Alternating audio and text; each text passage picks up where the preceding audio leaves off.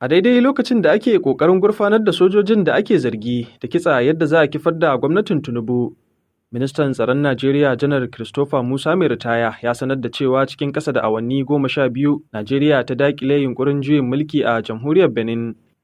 Janar Christopher Musa mai ritaya ya yi wannan furuci ne a wata hira da gidan talabijin na Channels, inda ya ce bayan samun kiran taimako daga mahukuntan ƙasar Benin kan halin da ta shiga suka gaggauta kai mata ɗauki.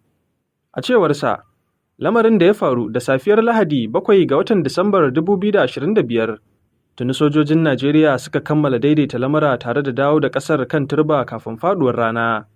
Christopher Musa ya ce wannan martani cikin gaggawa ya nuna yadda ƙarfin sojin Najeriya ke ƙaruwa tare da jajircewarta wajen tabbatar da zaman lafiya.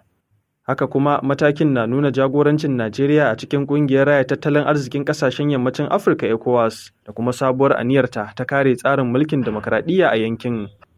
Yawaitar samun juyin mulki da kuma yunƙurinsa na zama abin damuwa ga zaman lafiya da tsaron ƙasashen yankin kamar yadda rahotanni suka tabbatar. DCL Hausa, Salisu Ado Suleiman. DCL Hausa.